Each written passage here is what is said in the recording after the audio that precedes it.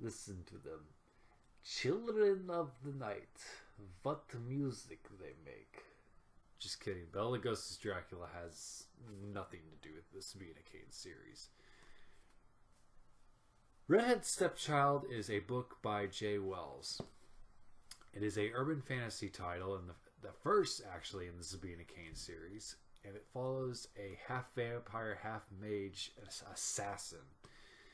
And Sabina Cain is sort of out to prove herself to her grandmother, who has basically raised her, and their grandmother is a gigantic bitch that has sent Sabina Cain on this impossible mission to infiltrate this other vampire society and try to kill its leader. And that's all I can reveal without giving too much away. And I'm so excited to finally get around to reviewing this book, because Redheaded Stepchild is not very good. It's great. I loved Redheaded Stepchild. If you're writing urban fantasy, or you just like to read urban fantasy, this is a good book to get into.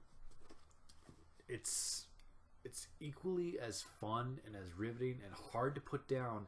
The thing with Jay Wells' books is whenever I pick one up, I'm typically reading them 50 to 75 pages at a time, because I can't stop. It's like an addiction. I can't get myself to stop, and it's like I gotta be in bed by 10. It's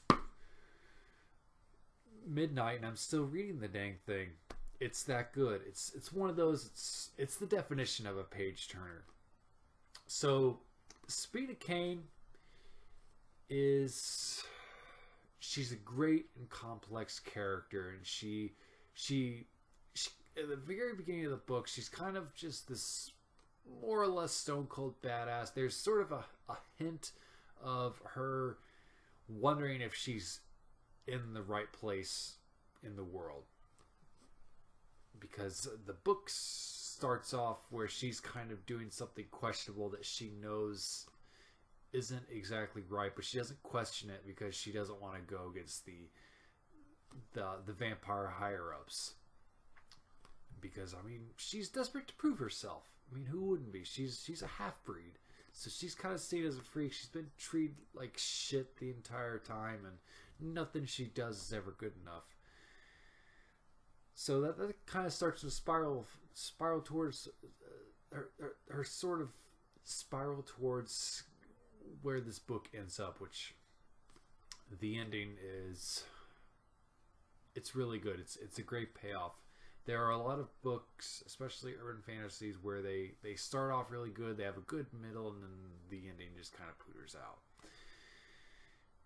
Jay Wells does really good endings. All the ones for the two Dirty Magic books I've read and Redhead Stepchild have all had terrific endings. And there's always a good twist too. It's not Shyamalan-y. It's the twists are always, it's funny. With this one, it put a twist that I sort of saw coming, but that was just there to, it felt like that was just there to mask the other twist that came.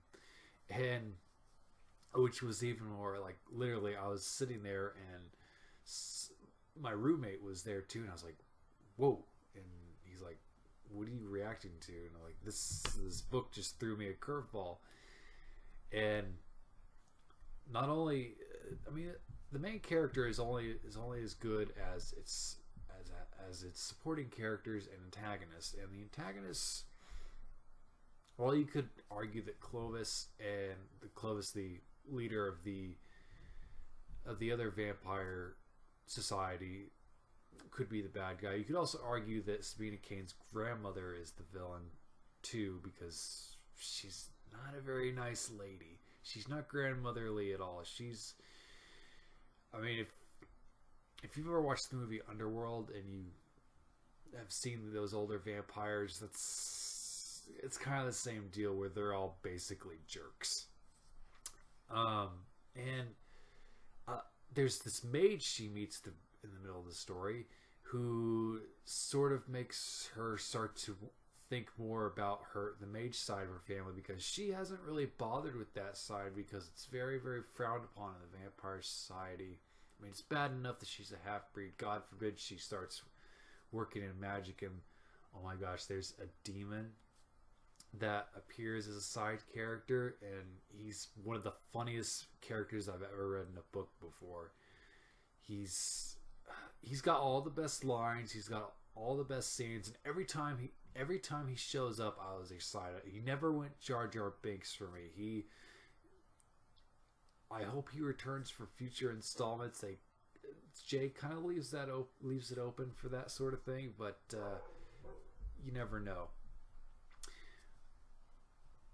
And there's a couple of other things they go into. There's other smaller societies of different beings that there's this whole world to play in. There's 4 more books to go, so there's a whole mess of things that this Sabina Kane could go into, and I'm excited to see where it goes. I'm anxious to start the next one.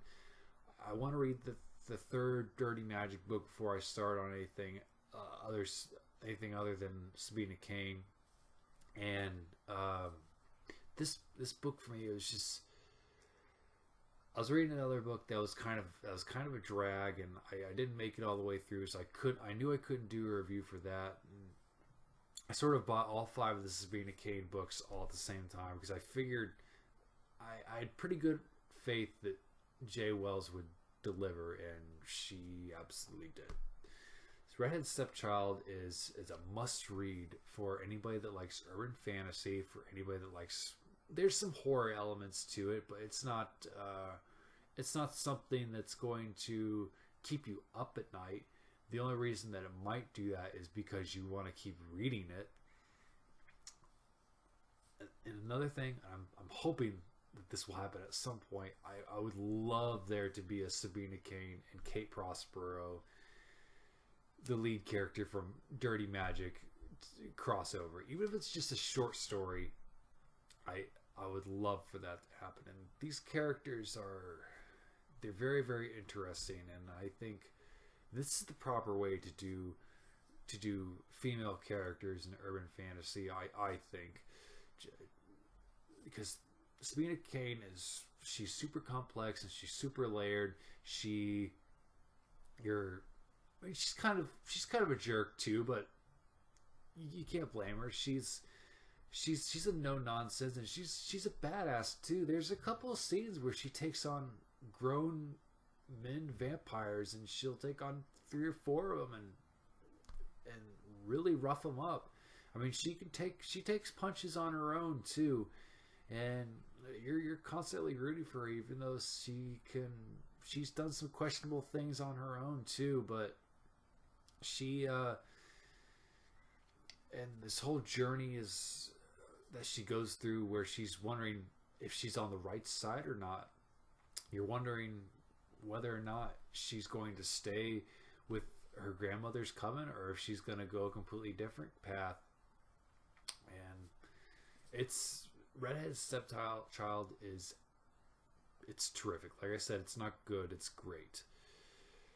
For anybody into urban fantasy, I would recommend checking out. It's not Twilighty at all. It's not that sort of vampire crap.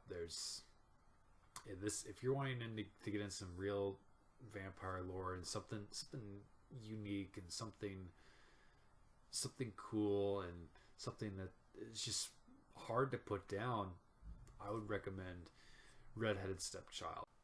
Make sure you follow me on Twitter, subscribe to my channel. All the links will be listed below. Get a copy of Redheaded Stepchild. You won't be wasting your time.